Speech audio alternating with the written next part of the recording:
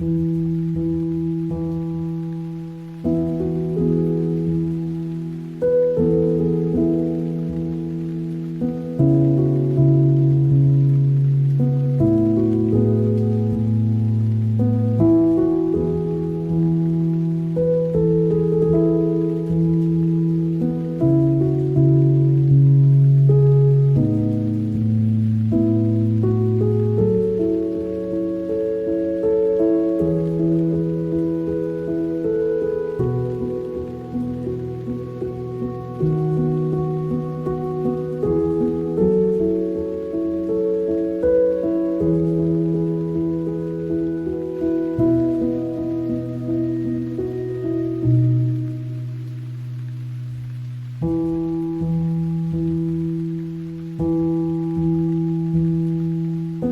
Number 110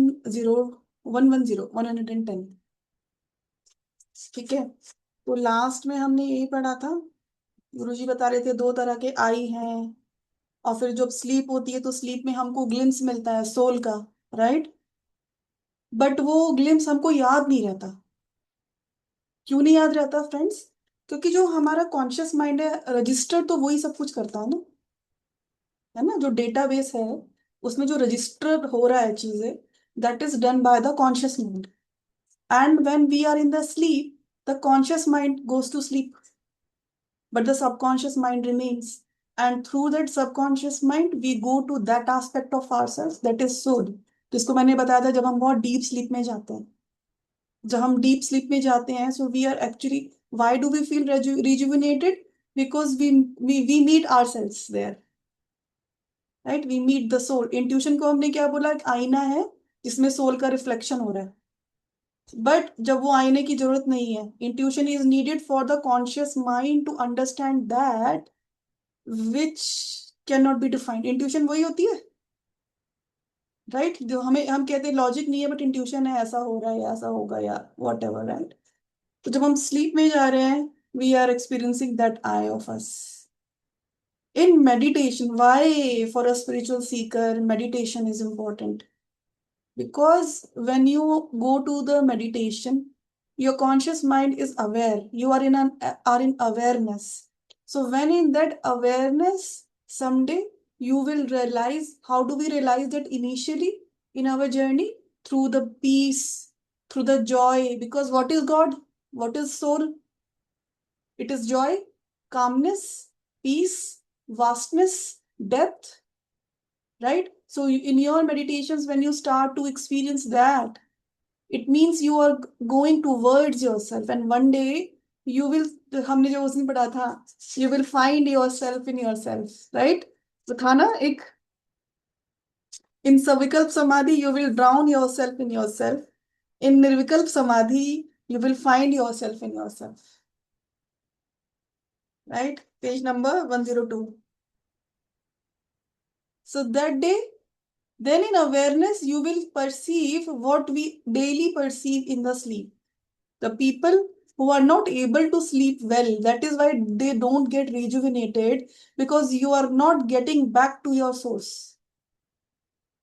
That is why sleeping a good deep sleep is important for each one of us, to get the rejuvenation of not only of the body but of the mind, of the emotions, of the soul itself. ठीक है। तो अब हम हैं page number 110 पे हैं, उसका first paragraph पढ़ रहे हैं। इसको मैं पीछे से लेती हूँ उस लाइन को, 109 की लास्ट लाइन से। If man can for a sufficient length of time remain unidentified with his thoughts and sensations without being in a blank or unconscious state, he will know his true self through undistorted pure intuition. तो जो मैंने आपको last time बताया था कि जब आप दृष्टा की तरह अपनी बॉडी के सेंसेशंस और थॉट्स को देखते हैं, और आपकी वो दृष्टा की जो प्रोसेस है वो लंबा होने लगता है, then maybe for 5 minutes you just sit in meditation, सिर्फ अपने आप को बोलो मैं एक दृष्टा हूँ, इस बॉडी की दृष्टा हूँ, मैं ये शरीर नहीं हूँ, इन थॉट्स की दृष्टा हूँ, इन सेंसेशंस की दृष्टा हूँ, without being in a blank. और ब्लैंक नहीं होना है, meditation is not about going blank but about becoming aware. So initially aware of what? That I am not this body, I am not the thought. Whatever thought is coming, I am surrendering it to God. I'm just watching my body, the sensations. Then when this process becomes very deeper with the right kind of meditation that you do, then Guruji says he will know his true self through undistorted pure intuition. Then the person is will be able to know, because it means awareness is very important, friends. And that is why in the daily life also, if you read the scriptures, and I also remind you that why do we have to be aware in the daily life also, day to day life, right? Whatever you are thinking, whatever, because यत पिंडे तत्व ब्रह्मांडे, जो जैसा करोगे day to day life में conscious mind से aware रहोगे, तो मेडिटेशन में भी अवेयर रहना इजी होगा। ठीक है। Thus, the absolute calmness of deep meditation is the only way the ego consciousness can be eliminated. So, this is the only way Guruji is saying. जब तक वो एब्सोल्यूट कामनेस आप नहीं एक्सपीरियंस करेंगे डीप मेडिटेशन में, तब तक हमारी ईगो कॉन्शियसनेस हमको पकड़ के रखती है। It is difficult to get deep sleep. EFT करो काजल, सिखाया है ना। हैविंग रिमूव ईएफटी करो और मंत्र चैंटिंग करा करो रात को, ठीक है? थोड़ा सा मंत्र चैंटिंग करके सो। Having removed the crystal of undeveloped intuition that was reflecting the soul in a distorted way, there is no longer any conflict in the yogi as his true identity. मतलब कि जब तक हम अपने आप को पहचानते नहीं हैं उस एब्सोल्यूट कामनेस में जाके, तब तक हम अपने आप को कैसे परसीव कर रहे हैं? इंट्यूशन के आईने में। गुरुजी कह रहे हैं कि जब हम उस एब्सोल्यूट कामनेस में चले जाएंगे, तब वो आईने की जरूरत ही नहीं पड़ेगी, because you will be seeing yourself as you are. In the Mahabharata, we find that from the beginning of Duryodhana's determination to fight the Pandavas, Bhishma counseled him against war and encouraged an amiable settlement. For Bhishma, ego is a grandsire of both the Kauravas and Pandavas and regards them equally.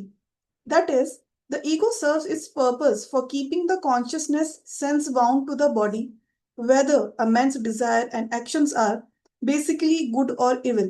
तो जो भीष्म थे वो तो परदादा थे दोनों के, कौरव पांडव दोनों के, और वो कौरवों को भी बोलते थे कि लड़ाई मत लड़ो।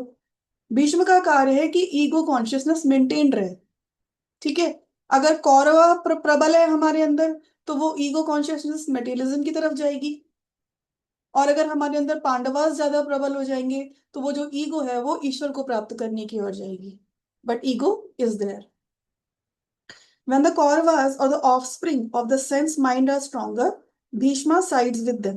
However, as the divine discriminative qualities become more victorious, Bhishma ego varies of supporting evil. It begins to feel more tenderness towards the discriminative qualities.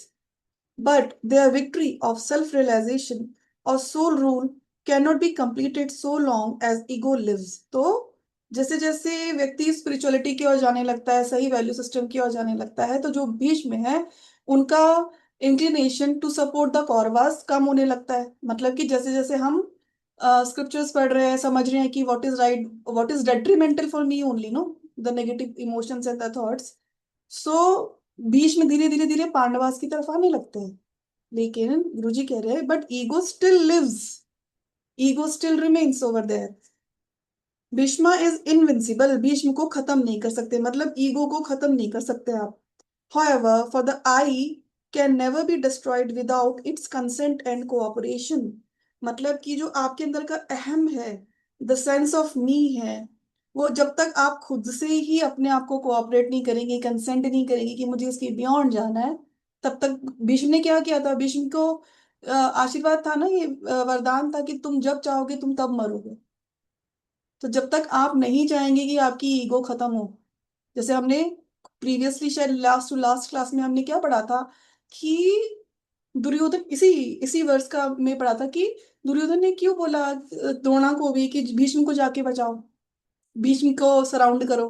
इस वर्ष में ही बोला ना दुर्योधन ने। क्यों बोला? क्योंकि उसको भी पता है कि ईगो तो तब भी रहेगी। अगर हमारे अंदर के कौरव खत्म हो जाते हैं, तो हम जब अच्छे बनने लगते हैं, तो हम अच्छे के लिए भी हमारे अंदर ईगो होती है, राइट? सो ईगो रिमेन्स। तो अगर मैं अच्छी बन गई, या मुझे कोई अनुभूति हो रही है, या कुछ भी हो रहा है स्पिरिचुअल जगत में, हमने ठीक है, हमने अपने राग द्वेष छोड़ दिए, बट हम बोलते तो यही है ना कि मैंने अपने राग द्वेष छोड़ दिए। तो मैं बोल रही हूँ तो प्रियंका ने छोड़े, लेकिन मैं तो इसका मतलब मैं बॉडी से आइडेंटिफाई कर रही हूँ। तो जब तक मैं नहीं जाऊंगी, कि इसलिए कहा जाता है कि सब कुछ गुरु को, ईश्वर को समर्पित, that is where surrender is important friends. जब आप ये बोलते हो कि गुरु कर रहे हैं, भगवान कर रहे हैं, मैं एक इंस्ट्रूमेंट हूँ, तो जो ये वाली गुड वाली ईगो भी है ना, आप उससे भी परे जाते हैं, right? Otherwise this ego will remain. So it says कि unless it's consent and cooperation is there, it will still remain. तो भीष्म ने जब तक नहीं कहा कि मैं दक्षिणायन में मैं मरूंगा, तब तक भीष्म को कोई नहीं मार सका, जबकि वो उसने तीरों की शैया पे थे, राइट? और अगर हम नेगेटिवली देखें तो ऐसे तो होता है, जब हम बहुत जड़ता में चले जाते हैं, जब हम बहुत ज्यादा अटैचमेंट्स में चले जाते हैं, तो हमारी ईगो कितनी भी बिंध जाए चीजों से, लेकिन हम ये नहीं मानते कि we reap what we sow, right? There is a law of attraction, हम नहीं मानते ना, हम बिंद जाते हैं ईगो वाइज, लेकिन हम तब भी नहीं मानते कि मैं वही प्राप्त कर रही हूँ जो मैं, जिसके लिए मैं बनी हूँ। So Bhishma himself finally reveals to the Pandavas the sole way he can be killed in battle by the skill of Arjuna, the devotee in deep meditation.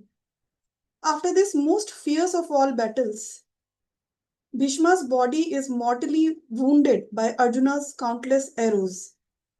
Even so, Bhishma says he will remain thus on his bed of arrows and not give up his body until the sun moves north in the heaven. आप लोग को पता है दक्षिणायन का इंतजार कर रहे थे भीष्म, राइट? लिटरली दक्षिणायन का, उत्तरायण का है ना, उत्तरायण का इंतजार कर रहे थे, है ना? हाँ। Literally, this is taken to refer to an astronomical calculation of the seasonal placement of the sun, but symbolically, it means that even though the ego is rendered powerless and benign by the samadhi meditation of the devotee, it will not fully die. The pure sense of I-ness or individuality remains until the sun of divine consciousness in the spiritual eye during the Savikalp Samadhi moves to the north upward to the place of the finer forces in the brain, that is, in the innermost divine region in the Sahasrara, the highest spiritual center in the body, in union with spirit in Nirvikalp Samadhi. तो गुरुजी तो हमेशा बहुत diamonds ही लेके आते हैं जब भी कोई बात करते हैं। तो गुरुजी कितना अच्छा बता रहे हैं यहाँ पे कि हम इसको अगर हम भौतिक जगत में देखें, तो भीष्म भीष्म जी ने बोला कि मैं उत्तरायण के समय पे जाऊंगा, जब सूर्य कैप्रिकॉर्न में आ जाते हैं, तब है ना, तब से स्ट्रांग होते हैं उस वक्त सूर्य। मकर संक्रांति के टाइम पे होता है Uttarayan, if I am not wrong, right? है ना? तो वो जो 6 महीने, दैट इज उत्तरायण। तो गुरुजी के कह रहे हैं कि हमारा वो उत्तरायण कब आएगा, that Surya is at the Pinnacle, right? तो हम पहले क्या चाहते हैं, हम पहले सविकल्प समाधि में जाते हैं, मतलब वो समाधि जिसमें कि विकल्प भी, हम वापस आएंगे हमारे कर्मा से। तो तब भी ईगो रहती है। कैसे रहती है? हमने क्या पढ़ा कि जब कोई व्यक्ति समाधि प्राप्त कर लेता है, पहले पहले वो सविकल्प समाधि करेगा, फिर निर्विकल्प करेगा, है ना? तो सविकल्प समाधि में जब हम वापस आ रहे हैं, तो हमको ये बोध है कि मुझे अभी अपना कर्म चुकाना है। जैसे हमने बहुत सारे संतों को देखा, किसी को कैंसर है, किसी को कुछ है, किसी को कुछ है, तो उनका वो स्टेट है नाउ, वो इस बॉडी में रह के बिना किसी राग द्वेष के, बिना किसी दुख के अपना वो कर्म चुका रहे। फिर जब उनका वो कर्म खत्म होने लगेगा, then how how that Uttarayan will come, that Bhishma will go away for sure. पहले तो हमको यहाँ बोला मेडिटेट करने के लिए थर्ड आई पे, then he says that when you come here, the day you come here in your meditation, then the ego will go for sure, क्योंकि यहाँ पे जब ये क्या है, अपना सहस्त्रार है, 1000 पेटल लोटस है। तो जब यहाँ पे कॉन्शियसनेस चली जाती है, तो वो कंप्लीटली मर्ज हो जाती है। फिर उसके बाद कैसे मैं एग्जांपल दे सकती हूँ, जैसे मान लो सदगुरु है, श्री एम सर है, या फिर साईं बाबा थे, तो उनको कोई तकलीफ तो नहीं है ऐसी, क्यों? और लेकिन तो वो कैसे जी रहे हैं कि उनकी आंखें, महाअवतार बाबा जी, उनकी आंखें हमेशा ऊपर की ओर क्यों दिखाई है? Probably it remains that way also, right? But symbolically, it shows that they are always merged in God, right? So though they are doing their actions, but उनका ego खत्म हो गया. So it is like the body is instrument for them, right?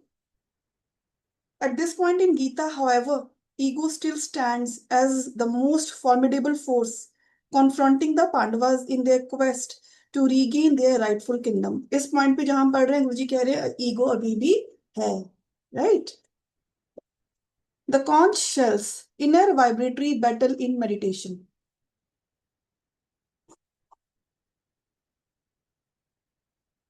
तस्य संजनयन हर्षम कुरु वृद्धम पितामह सिंहनादम विनोदोच्चैः शंख शंखम दद्मौ प्राप्तवान. Grandsire Bhishma, oldest and most powerful of the Kurus, with the purpose of cheering Duryodhana, blew his conch shell with a resounding lion's roar. आप में से किसी को meaning लिखना है क्या इस वर्ड्स का? Do you want to write somebody? No, आगे बढ़े. Duryodhana, material desire, did not find immediate response from his perceptor Drona habit, even though in stanza 11 he had said to him, let all the soldiers of the restless mind, that is the Kurus, get together and protect the ego consciousness Bhishma. Seeing that lack of response from Drona, and with the purpose of cheering King Material Desire and preventing him from getting discouraged, the all-knower Bhishma ego sent forth a strong vibration of pride and determination and blew his conch shell of restless breath that causes body identification and disrupts the stillness of deep meditation. तो हमने previous वाले verse में पढ़ा कि दुर्योधन ने बोला कि भाई द्रोण को बोला सबके सब भीष्म को प्रोटेक्ट करो, लेकिन अभी तक द्रोण ने कोई रिस्पॉन्स नहीं किया. तो नेक्स्ट वर्स में क्या हो रहा है, जो भीष्म पितामह है वो कॉन्शियल शंख को बजा रहे हैं. शंख को बजाने का मतलब यहाँ गुरुजी ने क्या बताया कि जो ईगो है वो बता रही है कि मैं हूं.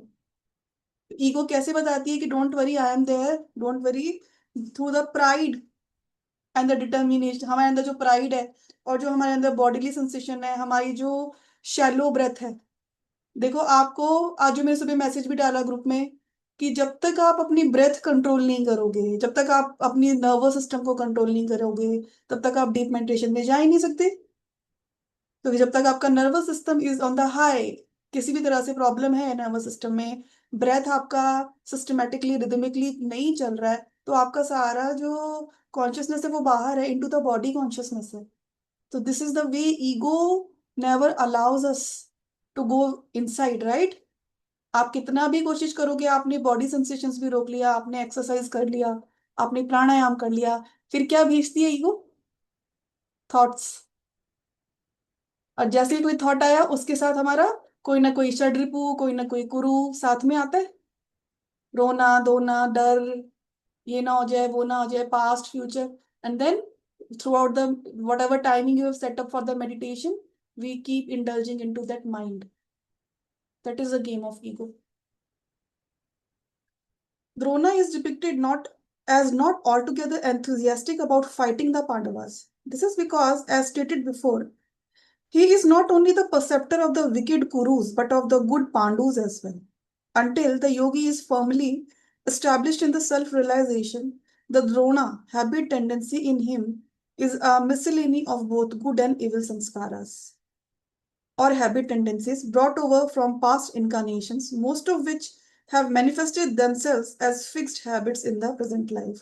तो गुरुजी कह रहे हैं द्रोणा इतना पर्टर्ब नहीं हुए, इतने डिस्टर्ब नहीं हुए जब दुर्योधन ने उनको बोला कि भाई तुम, he is not very enthusiastic, right? Why? क्योंकि द्रोण के, अब जैसे हमने बोला जो भीष्म है कौरव पांडव दोनों के ही पितामह हैं, इसी तरह जो द्रोण है कौरव पांडव दोनों के ही गुरु हैं, राइट? तो द्रोणा क्या है? Drona will keep on taking sides. ऐसे ही होता है हमारे साथ. हम आज बुक पढ़ रहे हैं, हम कुछ महीने तो बुक पढ़ेंगे, हम अच्छी हैबिट्स में जाएंगे, फिर अचानक से कोई बुरी हैबिट आ जाएगी तो हैबिट्स हमारी उस तरफ चली जाएंगी. सो द्रोणा नोज, राइट? और हमारी जो पास्ट लाइफ की जो हैबिट्स हैं वो भी आ जाती है. That is also coming because of Drona. And then would you see most of which have manifested themselves as fixed habits. जब हम कहते हैं कि हम कहते हैं कि एक ही परिवार में तीन चार बच्चे हैं और सबकी अलग अलग हैबिट्स क्यों है? तो वो जो पास्ट लाइफ से जो हैबिट्स आई हैं, जो अब इस जन्म में फिक्स्ड होके आई है, हमारे पास वो हैबिट्स भी है। However, since Drona, habit tendency has presently sided with the evil Kurus or bodies bound sense habits and wicked mental tendencies.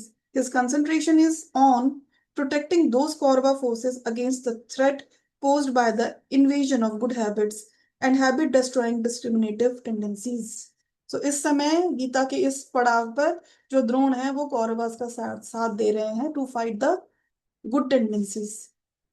The very nature of habit is automatic. ये भी आपको मार्क करना चाहिए। आप देखेंगे जब हमारी जो जो हैबिट्स होती है वो ऑटोमेटिक होती हैं। आप देखेंगे कि किसी एक पर्टिकुलर तरह के एक्सपीरियंस में या सिचुएशन में आप बार बार वैसे ही एक्ट करते हैं बिना सोचे समझे। It is an autopilot. The very nature of habit is automatic. Compulsion to do what one has become accustom to do. It is again very important, आपको मार्क करना चाहिए और लिखना चाहिए। Compulsion to do what one has become accustom to do. हम ना चाहते हुए भी हम वो हैबिट्स है हमारे अंदर जो, फॉर एग्जाम्पल, कि हमको पूजा करनी है और हमारे दिमाग में कुछ थॉट्स चल रहे हैं। हमको सोना है लेकिन हमारे दिमाग में उस वक्त सारे ख्याल आएंगे। तो वो हमारी कंपल्सिव हैबिट्स हो गई है। Habits go on repeating their same old pattern, often ignoring a desires new command. When bad habits are challenged, their self preserving instinct makes them behave as though they were sufficient unto themselves to crush opposing good habits and intentions, and have no time to pay attention to urgings to cooperate with a long range and broader view of action. तो bad habits जब हमारी आती हैं तो वो क्या करती है, वो हमारे नए रेजोल्यूशंस को सुनती तो है नहीं। वो क्या करती है, वो रिपीट करती रहती हैं बार बार वही चीज। तो जो लॉन्ग हमारा जो लॉन्ग टर्म विजन है, व्यू है, they never allow that to happen. Because bad habits are short lived, short termed. Bad habits क्या होती है आप खुद सोचो। हमारी बैड हैबिट वो होती है जो हमें इस क्षण में आज में प्लेजर देना चाहती है। बैड हैबिट वही तो होती है। क्योंकि बैड हैबिट से हमको क्या लगता है कि बस मुझे जो चाहिए आज चाहिए अभी चाहिए, क्योंकि क्यों, क्योंकि मैं लिमिटेड हूं, मैं ये बॉडी हूँ। गुड हैबिट क्या सोचती है? गुड हैबिट में हम क्या सोचते हैं कि हाउ आई एम, मरना तो सबको है, फॉर एग्जाम्पल, ठीक है ना, मरना तो है ही ना। तो हम ये तो सोच सकते हैं ना कि what if I die in the awareness of God, right? What if I find God in this life only. God, जो भगवान ने मेरे को जितने भी साल दिए हैं, चलो मैं उसको, ईश्वर को प्राप्त करने में लगाती हूँ। तो वो तो लॉन्ग टर्म है ना। अब जो ये सोचा, तो उसके लिए बहुत कुछ धीरे धीरे छटनी होगी अपने अंदर से। तो बैड हैबिट क्या करेगी, वो कहेगी क्या करना है, आज आज तो खा लेते हैं, आज तो बुराई कर लेते हैं, आज तो सो जाते हैं। Right? So bad habit does that. Bad habits are therefore ultimately self-defeating, circumscribed by their narrow fixity. Narrow fixity is very important. बहुत narrow सोचते हैं हम bad habits में, and short-sightedness, dependent for their very existence on the important parts played by material desire and ego. For example, in a psychological battle between the habit of yielding to a temptation and the habit of self-control, if self control is stronger, it may easily subdue temptation. But good habits find it very hard to overcome the persistence of a constantly replenished army engaged in evolving endless new material desires and in reinforcing the body bound inclination of the ego.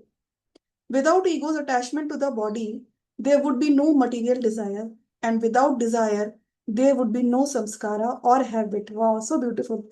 तो जो new habit जो हमने डाली, उसको ऐसे सोचो, new habit तो छोटी सी इतनी सी एक बीज आपने डाला। एक फर्टाइल लैंड है, उस एक लैंड पीस है, ठीक है। वहां पे सब वो खरपतवार बोलते हैं ना, खराब खराब जो वो होती है, वीड्स वगैरह उग जाती है। बैड हैबिट्स को वो समझो। अब आपको वहां पे वो नहीं है गुड हैबिट, तो गुड हैबिट का आपने एक बीज डाला, तो वो तो इतना छोटा सा है गुड हैबिट। और ये जो बैड हैबिट्स होती है वो कितनी, और जो खरपतवार होती है, जो ये वीड्स होती है, ये कितनी जल्दी जल्दी जल्दी जल्दी बढ़ती है। So bad habits are like that. They don't allow the good habit to be there. तो माइंड के लेवल पे तो ये हो रहा है। मतलब जो एक छोटी सी हैबिट है, छोटा सा एक आर्मी का सोल्जर है, वो बहुत बड़ी आर्मी से लड़ रहा है, बैड हैबिट्स की आर्मी से लड़ रहा है, राइट। वो होता क्यों है? क्योंकि जो बैड हैबिट्स है उनका बॉडी से अटैचमेंट बहुत है, right. They are connected to the body, to the ego. That is why they keep on taking over the body. अगर मैं आपको इसको थोड़ा साइंटिफिकली समझाऊं, तो जैसे हमारा जो ब्रेन है, हमारे ब्रेन के अंदर न्यूरो पाथवेज होते हैं। न्यूरो पाथवेज मतलब the way the neurons are being fired. हमने कुछ सोचा तो कैसे हमारे न्यूरॉन्स फायर होंगे और वो हमारी बॉडी को सिग्नल देंगे टू डू समथिंग, राइट। तो जो बैड हैबिट्स होती है उसको ऐसे सोचो कि वो रास्ते हमारे ब्रेन में बने हुए हैं कि हमने कुछ सोचा, मान लो मैंने किसी चीज के बारे में सोचा, एग्जाम्पल किसी फियर के बारे में सोचा जो मुझे किसी चीज से रिलेटेड है। उसके बाद जो कैस्केडिंग थॉट्स होते हैं वो अपने आप से फायर होते हैं, वो अपने आप से आते हैं। आपकी बॉडी में जो सेंसेशन है वो अपने आप से आ जाती है। आप तो नहीं कहते अब मेरे को एंजाइटी हो रही है, चलो मेरे हार्ट थोड़ा ज्यादा बीट करो, चलो मेरी ब्रेथ थोड़ा शॉर्ट करो, नहीं ना। अपने आप से हो रहा है क्योंकि वो ब्रेन में प्रोग्राम बन चुका है कि जब ये ऐसा सोचेगी तो उसके बाद ये थॉट्स आएंगे और उसके बाद ये सेंसेशंस होंगी। जब आप कुछ नया सोचते हो तो आपका जो ब्रेन है उसमें वो पाथवेज ही नहीं है, अंडरस्टूड, जो एक नया पूरा कैस्केडिंग थॉट प्रोसेस क्रिएट करे और बॉडी में भी उसको रीइंफोर्स करे बाय बीइंग काम in the body, by being completely calm in the breath, and your heart is not doing anything, your stomach is not grumbling or whatever, right। तो जब भी हम कोई न्यू हैबिट लाते हैं तो हमको इसलिए उसको बार बार बार बार बार बार बार बार करना पड़ता। जैसे हमने जब ईएफटी सीखा था तो उसमें वहां पे मैं मिनिमम बोलती हूँ 40 डेज तक करना है। क्यों करना है 40 डेज तक मिनिमम? क्योंकि मिनिमम 40 डेज में वो एक छोटा सा रास्ता बनता है, आपके ब्रेन के अंदर चेंजेस आते हैं, राइट। सिर्फ एक, और वो जो पुरानी हैबिट्स का जो पूरा वो जाल बना हुआ है, रोड रोड मैप, वो नहीं हटा, राइट। वो हल्का सा धूमिल होगा आने वाले 90 डेज में। 90 डेज में वो हल्का सा धूमिल होता है और आपका जो न्यूरो पाथवे है वो थोड़ा सा स्ट्रांग होता है। That is why establishing a new habit is very difficult, but it is not impossible, be it the physical habits or your mental or emotional habits. But the good thing is when we follow the path, when we do the meditation, so whatever effort you do, that effort becomes less and the result becomes more. But it is just 1 साल 1.5 साल 2 साल करके देखो ध्यान, ठीक है। उसके बाद देखना कितना रैपिड ग्रोथ होता है। क्योंकि मान लो जैसे कहीं पे कोई नाली फंसी है, मान लो अगर कोई पाइप फंस गया है, उसमें बहुत सारा कचरा फंस गया है, तो ऐसा होता है कि हम एक पूरा चम्मच चम्मच निकाल के कचरा निकालते हैं या एक एक करके? नहीं होता ना। स्टार्टिंग में मुश्किल है, आप कोई भी तरीका यूज करो, उस कचरे को गलाने के लिए आप कीवी ड्रेनेज डाल रहे हो, या आप कोई बांस डाल के उसके अंदर उस नाली को साफ कर रहे हो, या किसी भी तरीके से आप साफ कर रहे हो, बट जब तक वो प्रोसेस इनिशिएट नहीं होता of pushing out the dirt, तब तक का ही तो काम है ना। जब वो आपका प्रोसेस इनिशिएट हो गया और वो जहां पे वो ड्रेन होना शुरू हुआ, तो क्या आपको 10 घंटे तक वो पुश करते रहना पड़ता है या बार बार कीवी ड्रेनेज डालना पड़ता है? नहीं ना। In the same manner what ever spiritual effort you do, what ever meditation you do, it depends upon of course your intensity and your conviction. आने वाले कुछ सालों में आप देखोगे कि जितनी एफर्ट आपने 3 साल 2 साल के ध्यान में की थी ना, और आपको लग रहा था कि जीरो रिजल्ट है, आने उसके 3 साल के बाद चौथा साल 5वें साल में आपको लगेगा कि यार मैं कितनी कम एफर्ट कर रही हूँ, या मैं इतनी एफर्ट ही नहीं कर रही हूँ अभी भी और मुझे इतने अच्छे रिजल्ट्स मिल रहे हैं। It is like that. Do you understand? So that is why you should not ever think कि मैं जो एफर्ट कर रही हूँ मेडिटेशन के लिए या अपने आप को बदलने के लिए वो यूजलेस है। गुरुजी कहते हैं कि एफर्ट इज प्रोग्रेस। अगर एफर्ट कर रहे हो तो प्रोग्रेस होगी ही, आज नहीं समझ में आएगी बट हो रही है। सो प्रियंका जी, जब भी आप ये वाली बात बोलते हो ना, देर आर मतलब इतनी बार हो चुके हैं, when ever you talk about meditation and the results, every time मुझे बहुत ज्यादा मोटिवेशन मिलता है। बट जब भी मैं अपनी साधना करने बैठती हूँ तो समटाइम्स ना मेरा मन करता है कि मुझे ये नहीं करना है, उस समय मुझे ऐसा फील होता है। तो बट दैट टाइम मैं सिर्फ और सिर्फ आपकी ये बात को रिमाइंड कराती हूँ कि नेहा, अगर चाहिए जो रिजल्ट तू चाह रही है तो keep reminding what Priyanka ji is saying. So every time जब आप ये बोलते तो मेरे गूज बम्स खड़े होते हैं कि Neha you can do this thing. मैं बोलती हूँ मुझे खुद गूज़बम्प्स होते हैं नेहा। मतलब वो वर्ड्स में एक्सप्लेन नहीं कर सकते इमोशन को, जो मैं बताना भी चाह रही हूँ ना वो। लाइक इट्स लाइक कि काश मुझे डेली सुबह ये 10 मिनट का प्रवचन मिल जाए कि इसके ये बेनिफिट्स और कर ले। Right right. और क्या किया करो जब वो आता है ना, जब वो रेजिस्टेंस आ रही है ना ध्यान के समय, वो भी तुम्हारा ही एक एस्पेक्ट है। It is like another Neha from past, है ना। तो उसको बोलो कि ठीक है तुझे जो चाहिए ना, I am surrendering you to Shiva. Shiva का फीट सोचो अपने सामने, शिवा के फीट में उस कॉन्शियसनेस को रख दो और बोलो कि शिव जी आप देखो इस कॉन्शियसनेस को, मैं तो आपको नहीं छोड़ रही हूँ। राइट, वो भी कर रही हूँ। बिकॉज वो जो एक थॉट आपने मुझे बताया था कि I don't want to change my circumstances, I want to change myself, वो बहुत हेल्प कर रहा है मुझे। बिकॉज बहुत बार ये होता है कि आपके खुद के जो षड रिपुस है ना इतने हैवी हो जाते हैं, and they stop you when the thoughts become so heavy कि आप चाहकर भी ना उस समय ना इतने स्टक फील करते हो, एंड यू नो कि there is a way out of it, but still you feel so stuck at that moment. और आपकी जितने भी रेसिस्टेंस होते हैं ना वो इतने ओवरपावरिंग हो जाते हैं कि there some days I feel like I just don't want to do, I am pushing my self.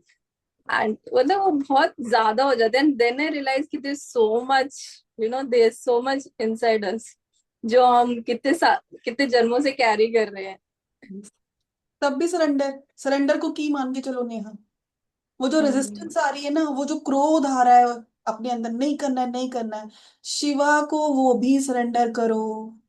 It is you who have made this resistance, right. उन्होंने तो, वो तुमको एक्सपीरियंस करवा रहे हैं। फॉर हम्म। तुम्हारा मोमेंट भूल जाओ, कर्मा कुछ होता है, ठीक है। There is a state of consciousness which somehow you are attuned to. That state of consciousness makes you feel anxiety and resistance and rebellion, right? नहीं करना है मुझे, मुझे अगेंस्ट जाना है इसके। तो वो स्टेट ऑफ कॉन्शियसनेस भी शिवानी बनाई है। उनको बोलो तांडव करो इसका। तांडव करते तो क्या करते हैं, वो तांडव के बाद सब बदल देते हैं, तभी तो होते हैं तांडव नृत्य। जब जब ट्रांसफॉर्मेशन होना होता है, right. So you ask him, you do the तांडव नृत्य, and I'm surrendering this aspect of mine to you. Still, I love you. Still, I want to come back to you. That is the conviction मेरा। तब भी रोना है।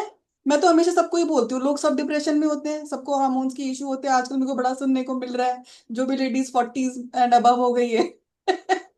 तो मैं कहती हूँ भाई रो लो, अच्छी बात है, अब हार्मोन्स का जो इशू हो रहा है कुछ नहीं कर सकते, बस उस रोने में ईश्वर को ले आओ ना। उस रोने में ये क्यों कहना है कि मुझे ये हो रहा है, हाय बेचारी लेडीज को ये होता है ये होता है। अरे यार रोना आ रहा है, तुम द्रवित हो रहे हो, तो गॉड को याद करो कि कृष्णा मुझे अपनी शरण में लो, I am open for you, समझ में आ गया कुछ नहीं है लाइफ में, राइट, है ना। तो इट, आप सभी के लिए अपना हर चीज ईश्वर को, गुरु को डायरेक्ट कर दो, सब कुछ। तो देखो तब कितना ट्रेमेंडस एफर्ट्स होता है। ठीक है, very good Neha, I am happy, तुम बहुत अच्छी स्टूडेंट हो मेरी। नेहा, या थैंक यू। ये आपने जो मेडिटेशन की बात छेड़ी, इससे थोड़ा कन्वर्सेशन और हुआ और डेप्थ मिली कुछ हाँ, इश्यू को समझने के लिए। Very thank you Neha. Good. ठीक है, तो क्या हो क्या रहा है, अब समझ में आ रहा है आपको कि ईएफटी करना क्यों, अगर आपने ईएफटी ही सीखा है, राइट, या अफर्मेशन ही सीखा है, या आपको ब्रेथ वर्क ही आता है, जो भी आपको आता है उसको परसिस्टेंटली करना जरूरी क्यों है? क्योंकि वो विल पावर, वो शक्ति भी आपके अंदर ही है कि आप ही इन बैड हैबिट्स को खत्म कर सकते हो। वो शक्ति भी हमारे अंदर ही है, right. Thus, ego, in his own defense, initiates the call to arms. In the context of Gita verse, this means that during deep meditation, when the breath has become calm, producing a very enjoyable state of peace, wherein the mind is withdrawn from the senses, the worried ego rouses in the devotee the thought of body identification, reviving the restless breath, which is like a lion's roar compared to the absolute stillness of the interiorized meditative state। मतलब कि, तो ये और कैसे, जब हम deeper जा रहे हैं तो क्या, जब हम बहुत अच्छी काम डीप स्टेट में चले गए, तो इस वर्स में हमने क्या पढ़ा, जो भीष्म है उन्होंने कौन शल बजाया, शंख बजाया। तो क्या करती है हमारे अंदर की ईगो, वो हमारे अंदर अचानक से रेस्टलेसनेस ला ला देती है, अगर आप इसको डीप मेडिटेशन से कनेक्ट करेंगे तो, है ना, मतलब डीप है, ब्रेथ भी बहुत स्लो चल रहा है, all of a sudden the Bhishma is blowing the conch. And in the same way आप लोग सबके साथ ये एक्सपीरियंस होगा, आप कहते हो कि मैं इतने दिन तो मैं शांत थी और फिर अचानक से मुझे गुस्सा आ गया, राइट? वो क्या है? वो ईगो का कॉन्च शेल बज रहा है, बीच में बजा रहे हैं, वो बता रहे हैं बैड डिजायर्स उनको, मटेरियल डिजायर्स को, डोंट वरी मैं हूं ना, मैंने तेरा साइड ले रखा है अभी, ठीक है? तो भीष्म को बोलना है रहने दो, तुमको तो जाना है उत्तरायण में मैं तुम्हारी साइड नहीं ले रही। As soon as the devotee resumes his natural practice of dependency on fast breathing, the blowing of the conch shell that produces the consciousness of material sounds through the vibration of the gross akasha or ether, the material desire of the body is aroused and cheered on to rally the senses against the powers of meditation. The devotee should not be discouraged at this, which is due to a lack of long continued practice of meditation. So again I'm reading it. The devotee should not be discouraged at this, which is due to a lack of long continued practice of meditation. मतलब ये agitations जो आ रहे हैं उसके बावजूद भी हमको discourage नहीं हो रहा है, वो सिर्फ इसलिए आ रहे हैं ये situations क्योंकि long continued practice नहीं है अभी meditation की. The truth is, in the earliest stages of meditation, all devotees find their limited body consciousness resisting expansion into omnipresence. The ego, through material desire and his sense army, uses all kinds of tactics to drive away the blissful consciousness of omnipresent spirit that manifests only in meditative stillness. Any vibration sent forth by ego during meditation helps to awaken material desire, to revive the consciousness of the body, and dispel the consciousness of spirit. By deeper and longer concentration, the meditating yogi must learn to hold on to the hard-won territory of calmness of breath and senses, in spite of the efforts of ego and the army of sense distractions of material desires. तो जो भी हम यहाँ पढ़ रहे हैं, मतलब हम तो मेडिटेशन से कनेक्शन में पढ़ रहे हैं, but it is in parallel to your life also, right? So this also happens in the life. तो जैसे यहाँ गुरुजी ने लास्ट पैराग्राफ में बोला कि मेडिटेशन में जब स्टार्टिंग में मेडिटेशन करते हैं हम, तो क्या होता है, मे बी डिपेंड्स किसका कितना जर्नी चलेगा इस डुअलिटी का, कि स्टार्टिंग में क्या होगा कि भाई आपको रेस्टलेस थॉट्स आ जाएंगे अचानक से, और अगर अचानक से आप पीस में आओगे तो आपको नींद आने लगेगी, अचानक से एंजाइटी आ जाएगी. तो ये सब गुरुजी कह रही है किस लिए? क्योंकि अभी आपने मेडिटेशन धीरे धीरे करना शुरू किया है. So they are again and again the bad material habits are arousing so that you come back to the body consciousness. But as in when you keep doing the long meditation, धीरे धीरे धीरे धीरे जो ये hold है material desires का, वो धीरे धीरे अपने आप कम हो जाता है. Same is with the life, right? आप लाइफ में आप बार बार कॉन्विक्शन कर रहे हो, अपने आप से प्रॉमिस कर रहे हो that I will not do this, I will not do this, again and again you are doing it, right? But it does not mean that you have to dishearten. You should always remember that the power of will is within me. The day I have the hold over my mind and my, wisdom, I will overcome these. So practice वो है ना, बनत बनत बन जाए जो रहड़ी बाबा ने बोला है. करते करते करते करते हो जाता है. And it is true friends. हर गुरु अगर बोल रहे हैं तो वो ऐसे तो नहीं बोलेंगे, है ना? वर्स 13. ततः शंखाश्च भयश्च पणवानक गोमुखाः सः सेवाभ्यहन्त्यन्त सशब्दस्तुमुलो भवत. Then suddenly, after Bhishma's first note, a great chorus from conch shells, kettle drums, cymbals, tabours, and cow horn trumpets sounded from the side of the Kurus. The noise was terrific. तो जब भीष्म ने अपना conch shell बजाया anxiety का, material desires का, breathlessness का, तो उसके बाद और सारी चीजें भी अलग अलग तरह के वाद्य यंत्र बजने लगे. After the ego creates a material vibration, reawakening the thought of body consciousness and rousing the restless breath, the senses also begin to send out various distracting vibratory sounds in order to disrupt the devotee's meditation. The vibrations of the senses, that is the kurus, which keep the devotee's attention upon the internal sounds of the physical body, are shrill and disturbing. comparable to shattering a quiet atmosphere with the clamor of drums, horns, and cymbals. जैसे ही हमें अपना देहाभास हुआ, देहाभिमान हुआ, तो उसके बाद बाकी की चीजें, थॉट्स, बाकी की वाइब्रेशन सब आने लगती है। यही चीज आपके साथ आपके अवेक स्टेट में भी होती है, आपके जीवन में भी होती है। जब आपका एक ट्रिगर होता है, बस एक ट्रिगर, मान लो पति से प्रॉब्लम है या किसी एक व्यक्ति विशेष से प्रॉब्लम है, उसने कुछ बोल दिया आपको, हो सकता है उसने किसी किसी खराब मूड में बोला ही ना हो वो बात, बट आपको तो ट्रिगर चाहिए था। तो जो जैसे ही आपका ट्रिगर हुआ, आपका मूड ऑफ हुआ या आपको गुस्सा आया, उसके बाद सारी पुरानी बातें अपने आप आ जाती हैं, याद करने की जरूरत थोड़ा ना पड़ती है। उंगलियों की गिनती करके बता सकते हो, तुमने ये किया था तब, उस साल में तुमने ये किया था तब, तुमने ये किया और मैंने कुछ नहीं किया था, देखो मैंने ये, पति को याद भी नहीं होगा।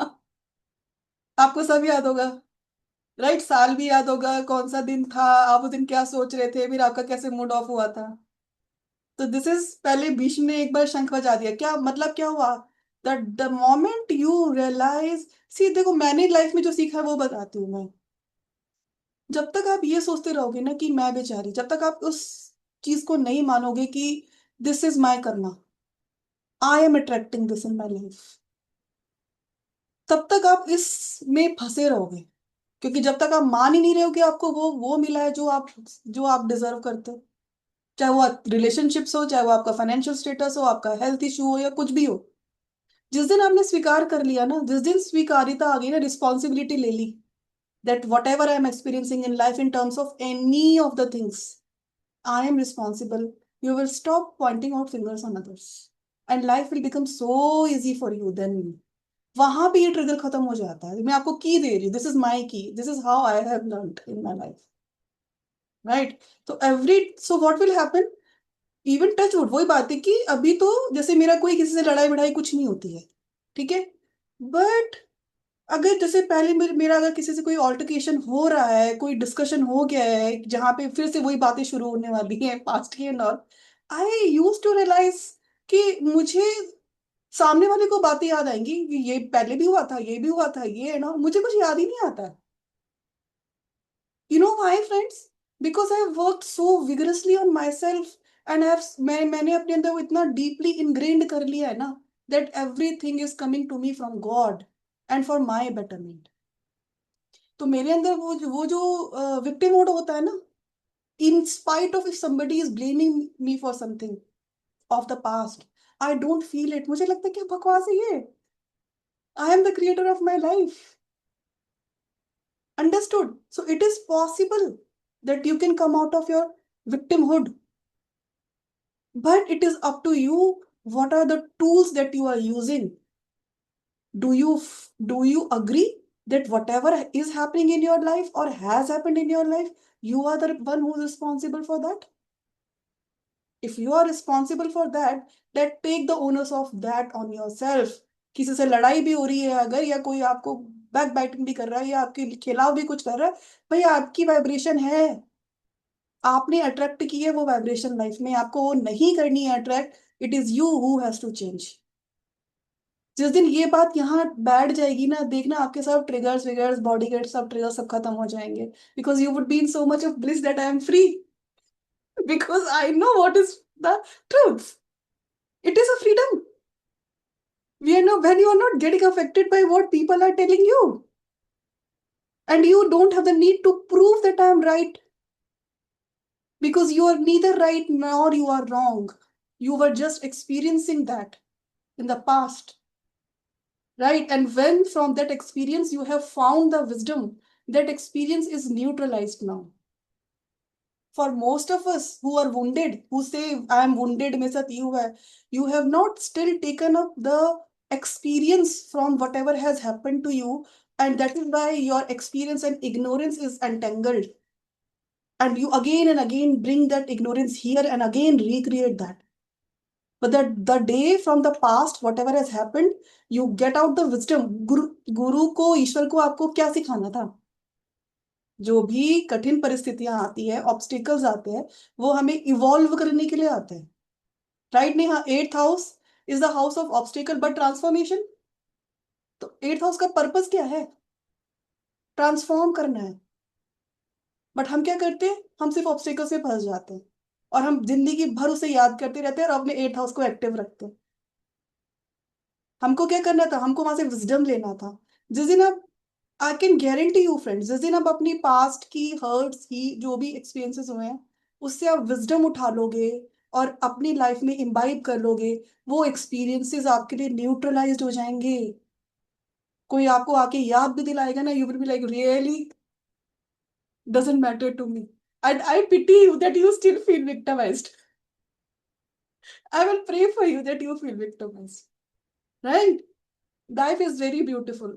If you agree that you will work on yourself this way, you will see the experience of life. Okay. ये जो फर्स्ट पैराग्राफ जो मैंने आपको बताया, फर्स्ट पैराग्राफ में जो लिखा ये होता है। जहां ईगो ने बोला मैं बेचारी, भीष्म ने शंख बजाया, बाकी सारे के सारे बाजे, सारे प्रोग्राम सब अपने आप आ जाते हैं। पूरे घर में युद्ध चलता है फिर, राइट? वही में कुरुक्षेत्र होता है ना, घर के अंदर ही। Okay. Stanza 12 to 18 describe the inner psychological battle that is carried on in meditation through the vibratory sound emanating from the sense tendencies on the one side and the discriminative tendencies on the other. It is a battle in which both the physical and the astral vibratory sounds of the senses pull the consciousness toward the body, and the vibrations of the wondrous astral music emitted by the inner discriminative powers and vital activities in the spinal centers draws the consciousness towards the soul and the spirit. तो यही जो द्वंद्व है वो ध्यान में चलता है। एक तरफ हमारी जो बैड हैबिट्स है, पास्ट टेंडेंसीज है, वो पुल कर रही है, एक तरफ वो अनुभव या उस अनुभव को प्राप्त करने की चेष्टा जिसमें शांति है, पीस है, ईश्वर है, वहां द्वंद्व चलता है। In meditation, the return of the consciousness to the kingdom of the soul requires the yogi to pass from awareness of flesh to awareness of astral existence. That is, the way from body consciousness to super consciousness lies through an intermediate word, man's astral or vital electrical system. The 12th and the 13th stanza describe not only the gross physical vibrations emanating from the senses, but also the ugly, agitated, and agitating vibratory noises of the aroused astral nadis, subtle astral nerves current, that incite sensory and the other bodily activities. मतलब कि जो हमारे अंदर agitation होती है, that is also connected to the astral nadis. और वो नाड़ी फिर हमारी और सेंसरी ऑर्गन्स को, बॉडीली एक्टिविटीज को और इम्पैक्ट करती है, जिसको हमने बोला कि भाई किसी को सर दर्द हो रहा है, किसी को चक्कर आ रहा है, किसी का सांस फूल रहा है, वगैरह वगैरह। In stanza 14 to 18, in contrast, describe the spiritual experiences and divine uplifting vibrations emanating from the soul and the astral kingdom. तो अब देखो ये वर्ड डुअलिटी का वर्ड है। वो ही नाड़ी पहले आपके अंदर खराब सेंसेशंस क्रिएट करेंगी, राइट? आप एंजाइटी फील करोगे, गुस्सा आ रहा है, हाथ में दर्द हो रहा है, वगैरह वगैरह।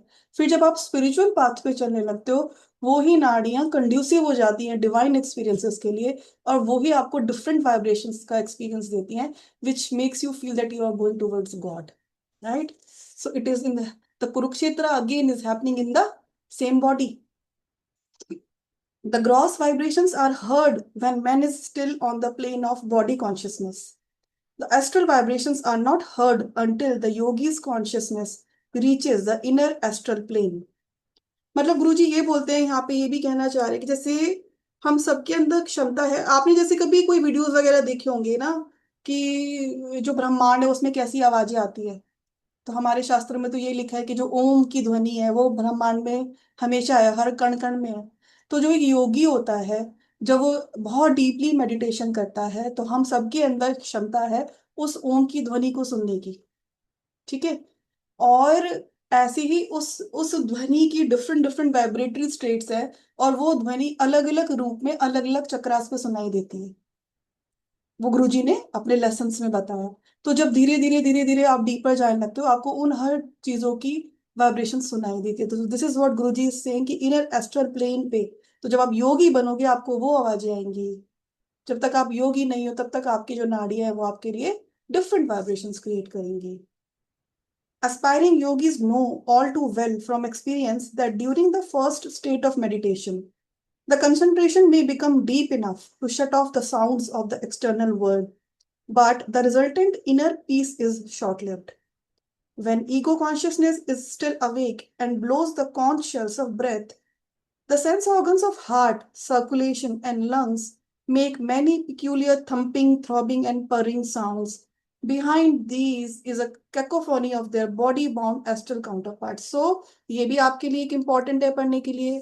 मतलब कि गुरुजी बोल रहे हैं कि जो एक बिगिनर मेडिटेटर है उसके लिए तो जो पीस का जो हम मेडिटेशन कर रहे हैं, मान लो आपने 40 मिनट्स मेडिटेशन की तो हो सकता है आपको 1 मिनट का पीस मिलेगा, बाकी तो आपका वो सब चल रहा होता है अंदर, राइट, वाइब्रेशंस एंड ऑल. फिर वो कह रहे हैं कि जब हम अब ईगो कॉन्शियसनेस कैसे ही रियलाइज करवाएगी कि I am there, shortness of breath. फिर जो आपके सेंस ऑर्गन्स है, हार्ट है, सर्कुलेशन है, तो वहां पे कभी किसी को लगता है कि अरे मैं ध्यान कर रही थी तो मेरा हार्ट बीट अचानक से बढ़ गया, थंपिंग होता है ना. You will realize it slowly slowly it happens. ये सब वो है जो नेगेटिविटी है हमारे अंदर which is stopping us, which is making creating fear within us, right. That I don't. कुछ लोग बोलेंगे कि अरे जब मैं ध्यान करती हूँ तो मुझे वो चेहरा दिखता है, मन में ये दिखता है. Everything is an imagination which is happening. Everything is trying the best that you should not meditate. ठीक है, तो डरना नहीं है. इसलिए जब बस मेडिटेशन से पहले ये याद रखो, जिसको भी आप मानते हो, जो भी आपके डीटी हैं, गुरु हैं, उनको इन्वोक जरूर करना चाहिए, उनकी प्रेजेंस को. But no fine astral music is heard. The mind becomes discouraged and unsteady, a prisoner of its own sense enslaved nature. The body begins to complain and wants to break its meditation pose. फिर क्या होता है, फिर धीरे धीरे mind हमारा discourage हो जाता है. जब हमारे अंदर कभी कुछ थंपिंग हो रही है, कभी कुछ हो रहा है, कभी कुछ हो रहा है, फिर हम अपनी मेडिटेशन पोज से बाहर निकलना चाहते हैं. ये होता है एक बिगिनर मेडिटेटर के साथ. Great determination of will is required to win this first inner psychological battle, to keep the concentration steady and interiorized. तो ये भी आप मान के चलो, जैसे मैं आपको अभी स्टार्टिंग से बोल रही हूँ, that you have that will. But will develop कैसे होगी? जब मुझे ये पता हो कि भाई जो मैं करने जा रही हूँ उसका रिजल्ट क्या होगा, और अगर मैं उसको नहीं करूंगी तो रिजल्ट क्या होगा. अगर आप स्पिरिचुअल नहीं बनते हो, अगर आप अपने थॉट प्रोसेस को चेंज नहीं करते हो, वैल्यू सिस्टम चेंज नहीं करते हो, मेडिटेशन नहीं करते हो, फॉर श्योर एक अब नॉर्मल ह्यूमन बीइंग की तरह कोई इमोशनल इशू, कोई फिजिकल इशू, ये सब एक्सपीरियंस करते करते करते एक दिन खत्म हो जाएगी बॉडी. वो नहीं है. लेकिन एक एक्सपीरियंस ये भी हो सकता है कि भाई बॉडी तो खत्म होनी है, लेकिन क्या मैं जिन विकारों में फंसी हुई हूँ, जिन इमोशनल प्रॉब्लम से मैं अपने जिंदगी का हर एक दिन खराब कर रही हूँ, क्या मैं उसको बेटर कर सकती हूँ? So when you know what is my goal, I want to be peaceful, loving, happy, free. That goal is achievable only and only through meditation and the right thought process, right values. So जब ये गोल रहेगा तो will power अपने आप से बढ़ेगी कि नहीं, राइट? तो अपना गोल रखोगे तो विल पावर आपके अंदर ही है अभी सुषुप्ति अवस्था में, क्योंकि अभी आप ऑटोमेटा पे हो, अभी आप ऑटोमेटिकली अपनी हैबिट से ड्रिवन हो, राइट. जब वो ऑटोमेटिक चीज खत्म करनी है तो विल पावर लानी है. विल पावर के लिए ये याद रखना है कि मुझे मिलेगा क्या, ये याद रहेगा तो आ जाएगी विल पावर. अदरवाइज पता है क्या होता है, फिर नहीं तो आत्मा गिरते गिरते गिरते गिरते इतने दुख दर्द में आ जाती कि कोई ऑप्शन ही नहीं रहता ईश्वर को प्राप्त करने के अलावा, राइट. भगवान भगवान कुछ देंगे ही नहीं, फिर सोच लो. फिर भगवान कुछ नहीं देंगे, ना हेल्थ देंगे, ना वेल्थ देंगे, ना फैमिली देंगे. किसी जन्म में कहेंगे अब तो तू मुझे याद कर, तब याद करना पड़ेगा, नहीं तो. The devotee will be aided in this if he recognizes the intimate interrelation of the four factors of mind: breath, vital essence, and bodily life energy. अच्छा, तो हमको क्या क्या याद रखना है? माइंड, ब्रेथ, वाइटल एसेंस और बॉडीली लाइफ एनर्जी. इन चीजों पे फोकस रखना चाहिए. When any one of the four factors is disturbed, हाँ हमने पहले भी पढ़ा था ये, the other three are also automatically disturbed. मतलब mind, breath, vital essence and the bodily life energy, इनमें से जब भी एक डिसरप्टेड होता है तो बाकी चीजें अपने आप डिस्टर्ब हो जाती है. तो इसलिए इनमें से एक चीज को भी साधना शुरू कर दोगे, ब्रेथ को साधना शुरू कर दोगे, तो माइंड अपने आप साधने लगेगा, आपका प्राण, आपका जो वाइटल एसेंस है वो अपने आप साध होने लगेगा। When any one of the four factors is disturbed, the other three are also automatically disturbed. As is the case when the ego consciousness revives the senses by disrupting the calmness of breathlessness. The devotee, therefore, who aspires to develop steadily in spirituality must calm the mind by the practice of right techniques of concentration, must keep the breath quiet by pranayama and proper breathing exercises, must preserve the vital essence that is generally the most abused of the senses by self-control and by seeking only the company of good people, and must free the body from restlessness and aimless motions by conscious control of the life force, and by keeping the body in good health and training it by patient discipline to sit absolutely still in meditation. तो गुरु जी, ये आपको paragraph बार बार पढ़ना चाहिए. This is the essence of, if you read, as I have told you earlier, meditation is not only about meditation, no. Meditation करना है तो क्या सोच रखनी है, क्या खाना खाना है, क्या डिसिप्लिन रखना है, क्या डेली रूटीन होगा, सब कुछ. स्वाध्याय कब करना है, भजन कब करना है, चैंट कब करना है, what ever you do. So if you are fortunate enough that you don't have to go to office daily and spend your 8 to 10 12 hours over there, utilize your time in life to find God. So ये सब कुछ पढ़ना है पूरा, फिर से पढ़ना. Pranayama is important, self control is important, company of good people is important. मैं किन लोगों के साथ बैठ रही हूँ, अपने अंदर इनपुट क्या भर रही हूँ. जैसा इनपुट भरोगे वैसा ही सोचोगे, फॉर श्योर. चाहे ये सोच लो, कई बार हम बोल देते हैं अरे क्या करें, वो तो वैसे बोलते ही हैं. आप तो सुन लोगे बट आप डस्टबिन बन के आओगे, फिर उस डस्टबिन को आपको ही खाली करना है अपने, राइट. नहीं करोगे तो बदबू मारेगा वो dustbin, right. So it is better to become a bad person for once instead of becoming a hurtful person every time. एक बार दो बार किसी को बोलोगे, right. For example, you would see people, वह कुछ भी हो, इधर उधर की बात करी, फिर किसी का पॉइंट उठा लेंगे, ये तो ये करते हैं, ये ऐसे हैं, इनके यहाँ ये हुआ था, होता है normal human nature. So it is better to become a bad person for once. बोल दो कि यार मुझसे ऐसी बातें मत किया करो, मुझे नहीं समझ में आता. आपको वो बुराई तो बोल देंगे कि ये तो बहुत बहुत अपने आप को पहले क्या समझने लगे, बोलने दो. Are they coming and massaging your head to make you calm and peaceful? Right? Can they stop your thoughts in the meditation when you sit in the meditation and think about that person and the third person whom he or she was talking about? Nobody can stop that, no. So aim क्या है मेरा, मुझे अगर pure pure बनना है, God like बनना है, तो मुझे जो भी इम्प्योर है उससे दूर रहना पड़ेगा. So it is better to be blunt. It is better to stick to your boundaries. It is better to eliminate those people from your life who are not needed. वो जब आपको जरूरत पड़ेगी वो तब भी नहीं होंगे फॉर श्योर. बातें बनाने के लिए होते हैं ना लोग बस, जब पता है तो काय को टाइम वेस्ट करना है अपना. So always be sure what is the company that I am keeping, that will define your future, right. और अगर ऐसे लोग हैं जिनको निकाल नहीं सकते लाइफ से, तो वहां पे चुप बैठना सीखो. किसी की बात पे रिएक्ट ही मत करो ना. People wait for your reaction so that they feel happy. Don't react. And then, because only friends always see mind और body interrelated है, connected है. अगर माइंड में रेस्टलेसनेस तो बॉडी में रेस्टलेसनेस आएगी ही, राइट. तो किसी न किसी एक चीज को साधना पड़ेगा. ब्रेथ को साध लोगे, प्राणायाम कर लोगे, तो माइंड अपने आप धीरे धीरे धीरे धीरे शांत हो जाएगा. वाइटल एसेंस क्या, वो आप सबको पता है. Not over indulging in the sexual acts, right? That is what vital essence is. That is why people are using it uselessly these days from the very beginning of life, 14-15 साल की उम्र से. That is why they are so much restless. Their mind is not in their mind. Either they go into depression or they kill people. यही तो हो रहा है ना. Why? Because उनका mind उनके हाथों से निकलता जा रहा है. Their breath is becoming restless. And to understand if it is happening with me or not, just 5 minute बैठ जाना शांति में आज शाम को. समझ में आ जाएगा कितना वर्क करना है, राइट।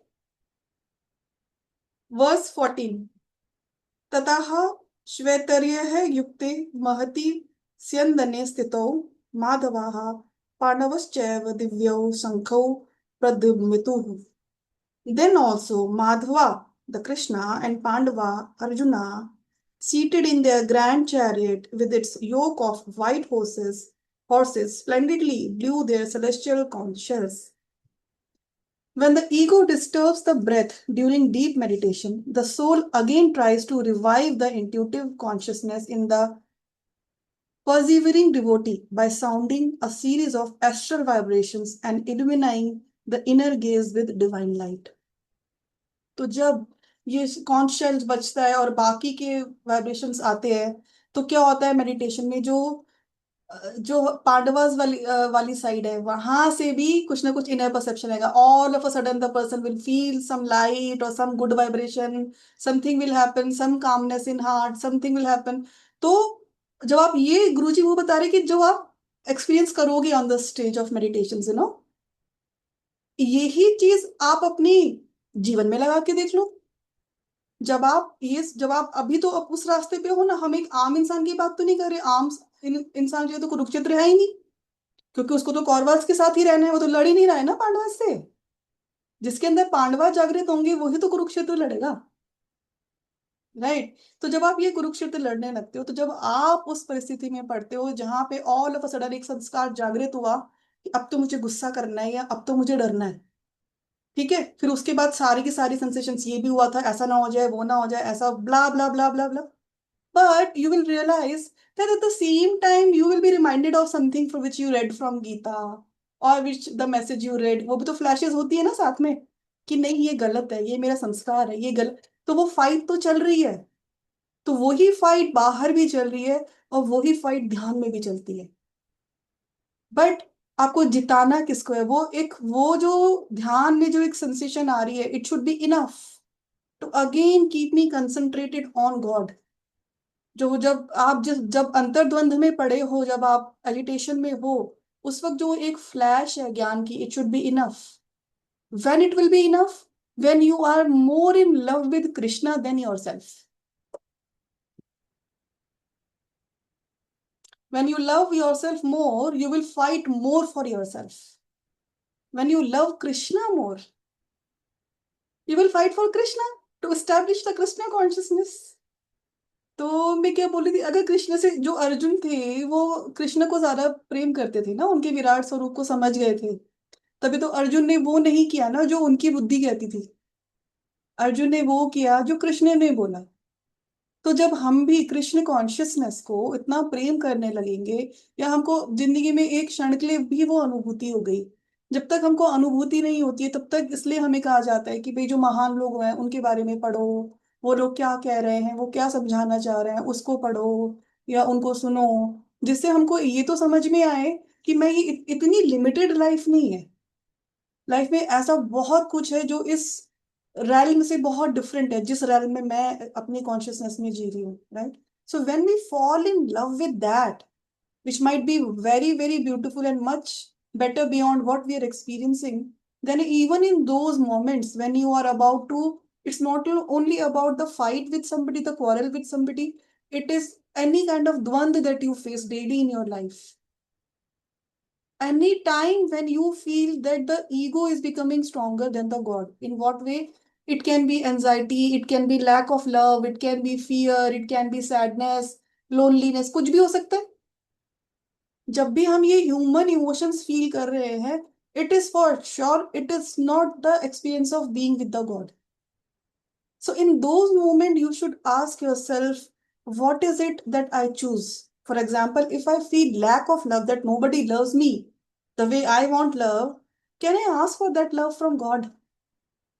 एक्सपीरियंस नहीं किया बट वो फैक्ट तो है ना।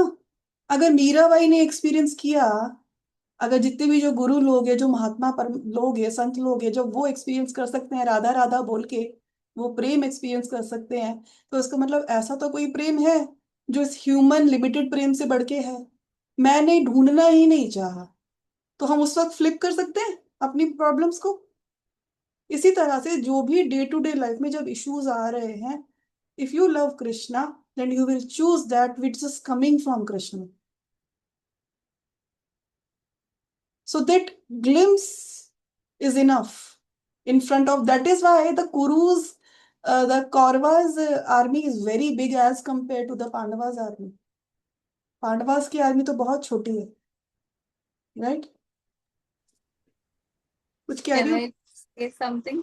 हाँ. तो मैंने एक्सपीरियंस किया है कि जब मैं मेडिटेशन कर लेती हूँ तो करने से पहले तो द्वंद होता है और करते हुए भी एक द्वंद होता है, बट जब कर लेते हैं आप मेडिटेशन को कंप्लीट, उसके बाद जो पूरा दिन जाता है ना, there is a Krishna's consciousness, because आप हैवी फील नहीं करते हो बहुत सारी चीजों में, एंड देयर आर डेज जब मैं नहीं करती हूँ तो I know the whole day वो द्वंद चलता रहता है.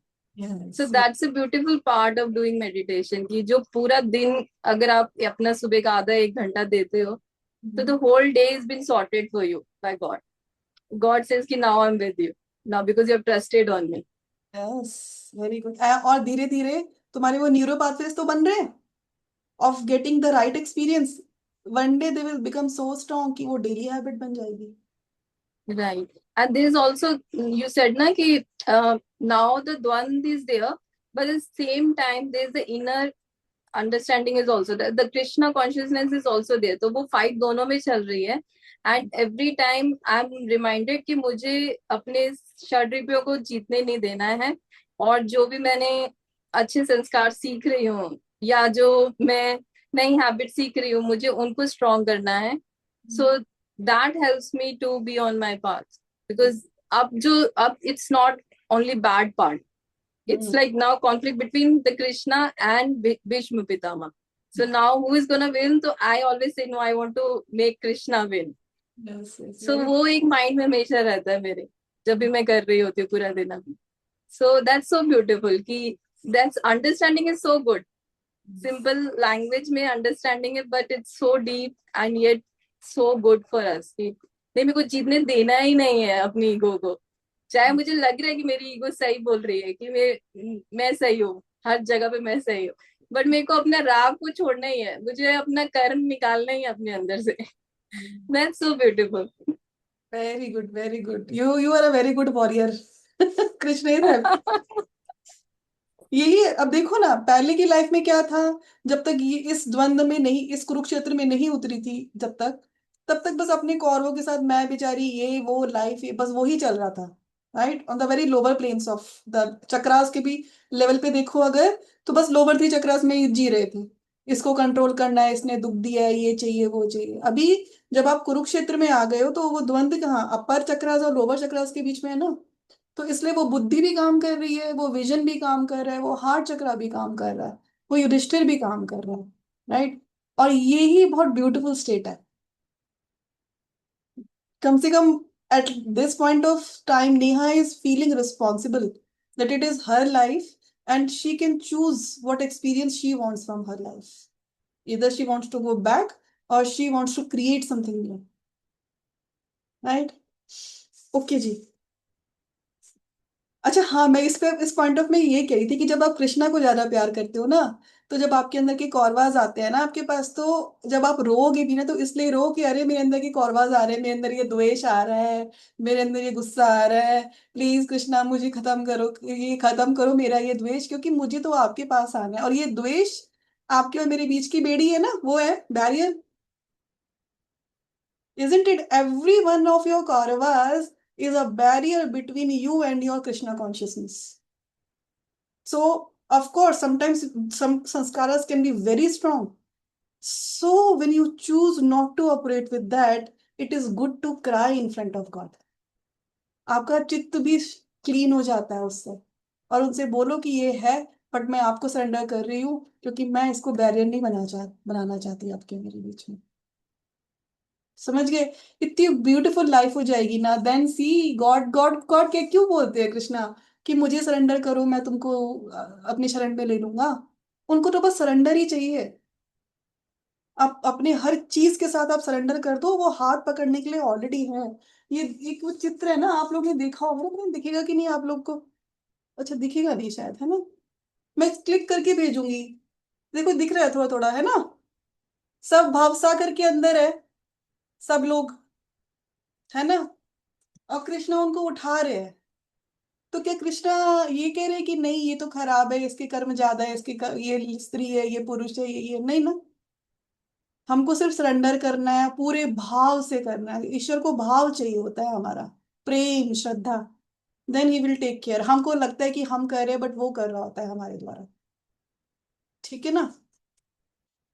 Pandava or the devotee Arjuna, seated in the chariot of meditative intuition, with his attention focused on the spirit as Krishna, or divine Christ consciousness at the Kutastha center between the eyebrows, beholds the light of the spiritual eye and hears the sacred sound of Pranava, the creative Om vibration, with its different cosmic sounds vibrating from the spinal centers in the astral body.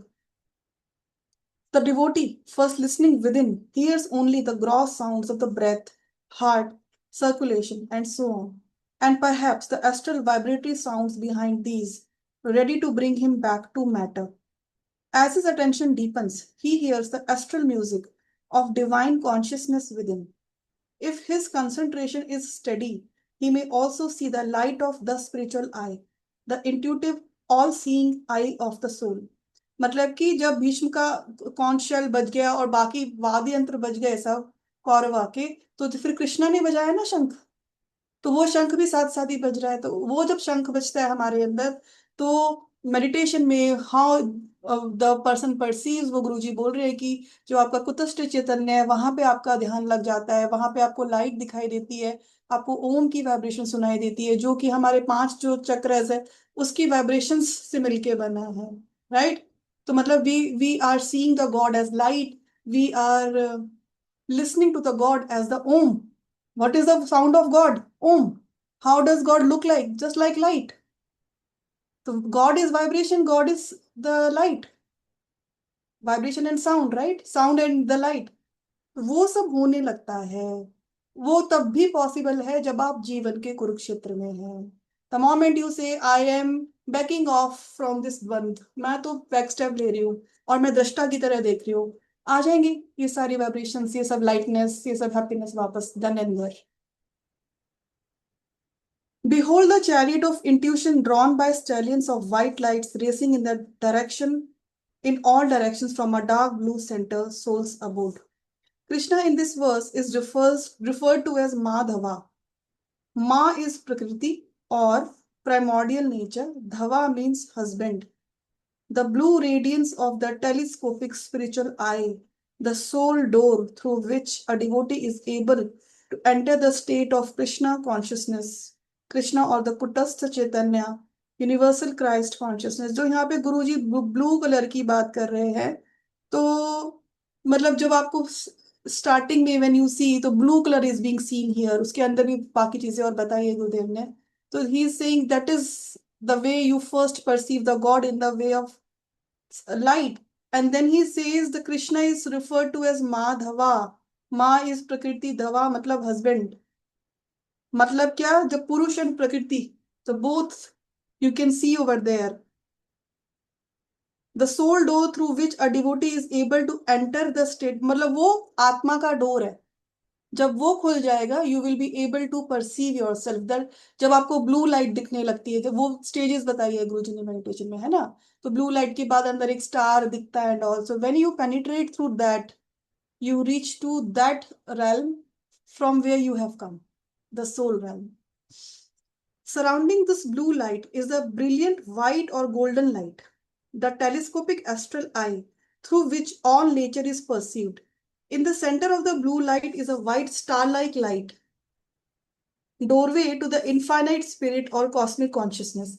अगर आप ये book का front page देखोगे ना, तो जहाँ पे योगदा सत्संग सोसाइटी ऑफ इंडिया लिखा हुआ है, उसके ऊपर एक चिन्ह बना हुआ है, एक गोल्डन सा चिन्ह है। उसके अंदर देखो, एक ब्लू लाइट है, उसके चारों तरफ गोल्डन है और एक स्टार है। राइट। वो क्या रिप्रेजेंट करता है? It represent what you see in your कुतस्थ चैतन्य। When you go deep into the meditation, the meditator sees this. तो वो गुरुजी ने यहाँ पे वो बनाया है इसको। आप और अगर इंटरनेट पे ढूंढोगे आपको बड़ा दिख जाएगा। once there is a golden light, then there is a blue light, and then there is a star inside. That is Krishna consciousness actually. तो थोड़ा सा और प्रियंका, हाँ वो जो फ्लावर का शेप जो दिया हुआ है ये पिक्चर में, हाँ, वो फ्लावर दिखता है कि सिर्फ येलो लाइट दिखती इसके है? अंदर जो वो सर्कल है ना, एक सर्कल दिख रहा है इसके हाँ अंदर, हाँ हाँ। वो सर्कल इज अच्छा, वो first okay, is a golden blue light. वाला। हाँ, यस। ब्लू की चारों तरफ गोल्डन है, फिर उसके अंदर ब्लू है, फिर उसके अंदर एक स्टार है, अच्छा, स्टार का कलर कोई? वाइट है शायद। It's white. हाँ, ओके ऐसे ओके। ही जब आप ध्यान करते हो तो एक्सपीरियंस भी ऐसे ही होता है। First you will see blue, then golden, and then you will see star, and then you have to penetrate into that star. These are the stages जो गुरु जी ने बताई है। तो हमारा फिलहाल के लिए हमारा क्या एम है कि at least we should be so calm that we can steadily concentrate over here. Okay yeah. The more you consent, because it is there, तो हम लोग बॉडी कॉन्शियसनेस में इसलिए हम नहीं देख पा रहे। अपनी जो वो स्टार है वो तो है, हमेशा से ही है ना। ठीक है, पेज 117 का फर्स्ट टू लाइन्स तक पढ़ेंगे। So I am not reading this too much of verses 15 to 18।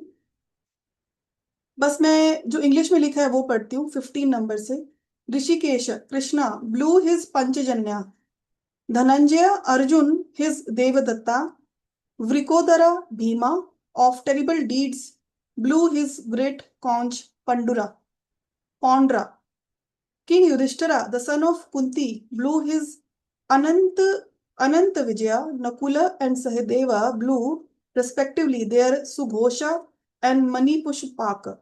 The king of Kashi, excellent archer, Shikhandi, the great warrior, Drishtadumna, Virata, the invincible Satyaki, Drupada, the sons of Draupadi, and the mighty armed son of Subhadra all blew their own conches, O Lord of earth.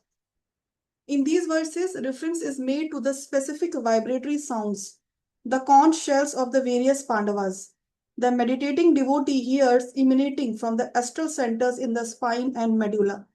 Pranava, the sound of the creative Om vibration, is the mother of all sounds. The intelligent cosmic energy of Om that issues forth from God and is the manifestation of God is the creator and the substance of all matter. This holy vibration is the link between matter and spirit. Meditation on Om is the way to realize the true spirit essence of all creation. By inwardly following the sound of pranava to its source, the yogi's consciousness is carried aloft to God. In the microscopic universe of the body of man, the Om vibration works through the vital activities in the astral spine centers of life with their creative vibratory elements, tattvas of earth, water, fire, air, and ether. Through these, man's body is created, enlivened, and sustained. These vibrations emit characteristic variations of pranava as they operate. मतलब कि ओम के बारे में हम सबको पता है, तो ओम जो है वो स्पिरिट और मैटर के बीच का लिंक है। ओम इज ऑल परवेसिव एवरीवेयर, हमारी स्पाइन में भी ओम है। इनफैक्ट वो बाबा रामदेव जब योगा सिखाते हैं, या आप तो मुझे नहीं पता, पहले पहले वो बोलते थे कि हमारी हर जगह ओम है। जैसे हमारी ये आईब्रोज है, this is also Om, eyes, this is also Om, है ना, है ना। तो वो ऐसे बोलते थे कि हर जगह ओम है ना।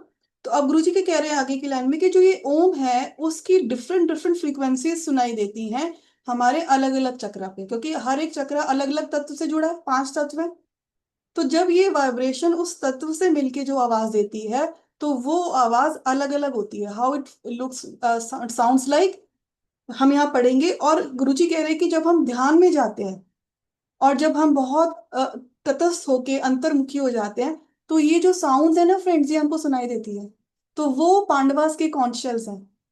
Why it is important, it is not the only aim to listen to these sounds, but why it is important to listen to these sounds, because when you are able to listen to these sounds, it means that you are going deeper into your meditation, then only, so ये proof है, तभी तो आप सुन पाओगे। अगर आप deeper meditation में नहीं जा रहे हो तो आप ये वॉइसेस, ये साउंड सुन ही नहीं सकते हो।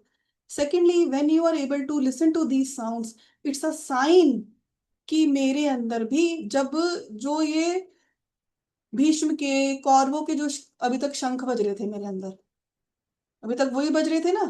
भीष्म ने अपना शंख बजाया तो बाकी सब लोगों ने अपना अपना बजाया, तो सब मेरे अंदर चल रहा है और मेरे अंदर नेगेटिविटी क्रिएट कर रहा है, डिस्टॉर्शंस क्रिएट कर रहा है।